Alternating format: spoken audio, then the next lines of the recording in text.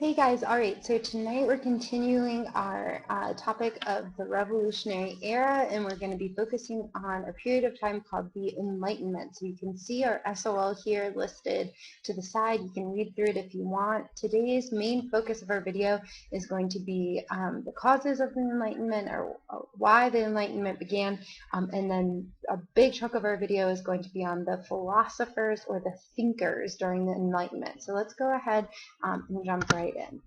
So first, what was the Enlightenment? So it was an intellectual movement which took place beginning in the mid 1600s, or in mid to late 1600s, and lasted throughout most of the 1700s. So you're looking at 17th and 18th century. It had its height in the mid 1700s. So mid 1700s is really the height of the Enlightenment. And what was it? It was an intellectual movement that stressed reason and thought, and applying reason and thought to the natural world and the world around us. It also stressed the power of individuals to solve problems. So individual people could solve problems in the natural world and the world around them. It was spurred by the scientific revolution, because the scientific revolution was encouraging us to think about things in new ways. So this rolled over from not just science, but to government and politics and religion, and education, economics, all these areas, and that led to the Enlightenment. Enlightenment is also known as the age of reason. So that's important. The Enlightenment is also referred to as the age of reason. All right, so let's jump straight in and we'll talk about some of the effects of the Enlightenment. So one, it applied reason to the human world and the world around us, just like I said. So we're taking reason and logic and applying it to the world around us. We're not relying on superstition or the beliefs of the church anymore. We're using experiments and logical thinking to describe or explain what's happening around us. Along with that, it spurred religious tolerance, so it encouraged religious tolerance.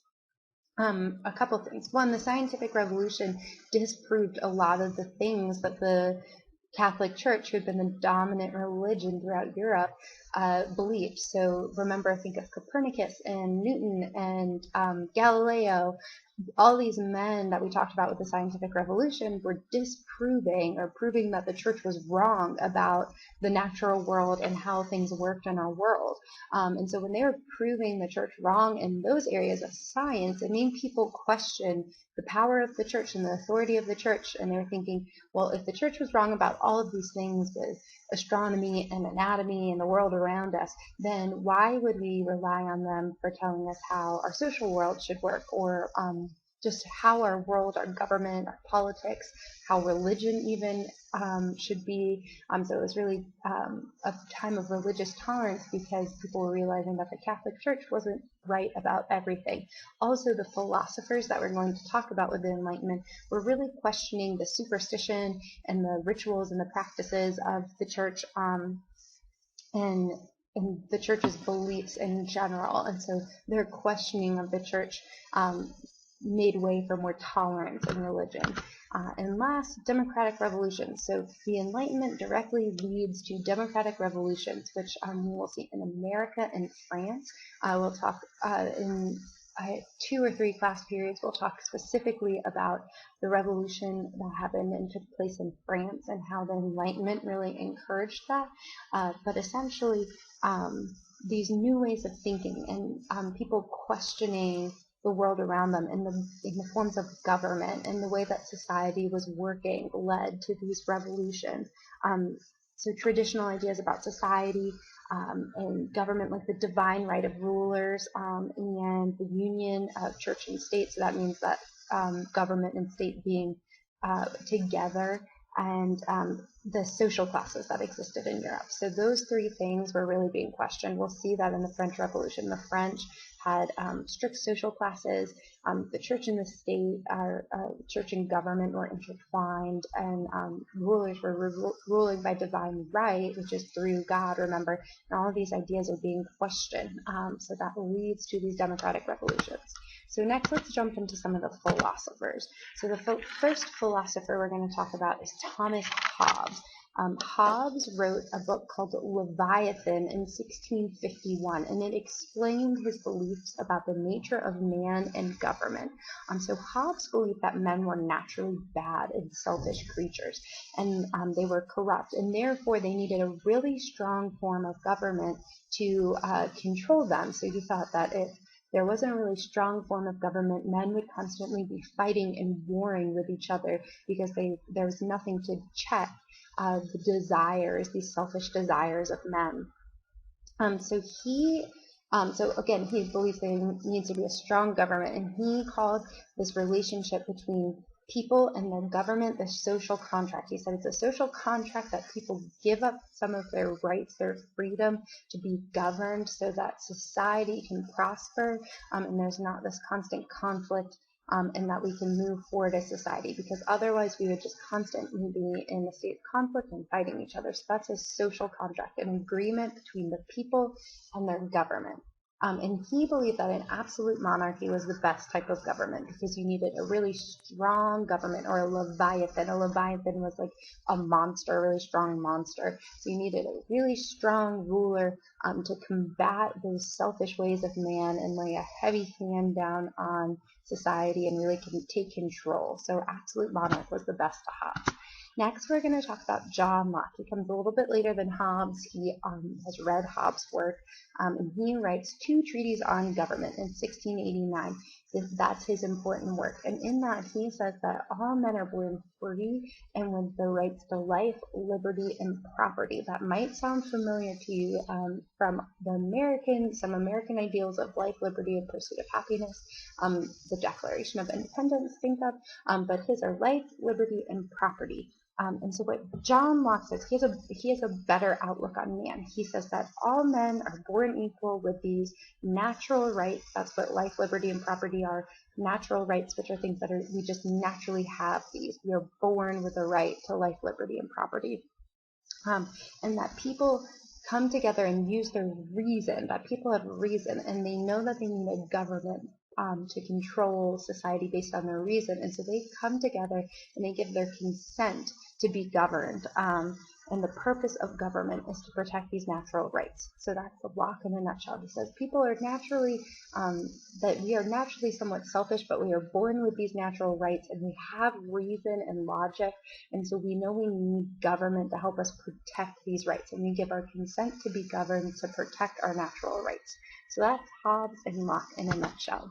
Next, we're going to talk about some French, they're called philosophes. So it's not philosophers spelled wrong up top. It's the French word for philosophers, but they're called philosophes. So all these men are from France, and that was France at the time, specifically Paris, was a hub for Enlightenment ideas, and so that's all these men come from there. So, first, let's go back. There we go. Okay, sorry guys. So first we're going to talk about Baron de Montesquieu, or just Montesquieu. He wrote The Spirit of Laws in 1748, and Montesquieu believed in the separation of powers. He was looking at England, where they had parliament and a monarch, and he thought he had a more idealistic version of what their separation of powers was than it really was, but he saw that there was some separation of powers there, and he said that is the best form of government. You need to have separation of powers where there are different government entities, and they check each other's power so that not one branch becomes too strong. This should sound so familiar to you all because this is what our government system is based on. We have the legislative, the judicial, and the executive branch of government, and they all have powers individually, and they all check each other's power so that one branch doesn't become too strong. That is Montesquieu's idea in a nutshell. He is quoted as saying, let me get you the quote. He says power should be a check to power. So that's what he's all about. Government should have a separation of powers so not one branch becomes too strong. Next, we're going to talk about Jean-Jacques Rousseau. So Rousseau wrote The Social Contract in 1762, and he believed that the only good form of government was one that was freely formed by the people, and it governed in a way that represented the desires of the people. So it was guided by the will of society. This is a direct democracy where government is set up by the people, and what happens in government is a direct result of the will of the people. And he wrote the social contract. Don't get confused with Hobbes, who talks about the social contract. That's not his actual work, but that's what he talks about in his work. Rousseau and Hobbes have two different beliefs on what the social contract is. Hobbes says that the social contract is an agreement between people and their government. Rousseau says that the social contract is agreement among people, among individuals, to create a government or a society. Sorry, guys. Okay, so like I said, Hobbes, the social contract is an agreement between people and their government. For Rousseau, it's an agreement among the people to create a society or a government. The last philosopher or philosophe we will talk about today is Voltaire. So Voltaire, we don't have one work we need to know for him, but he published over 70 books. That's huge. So he publishes over 70 books, and throughout his writings, he advocates for religious tolerance. That's one. Separation of church and state. So he doesn't think that government and religion should be intertwined. And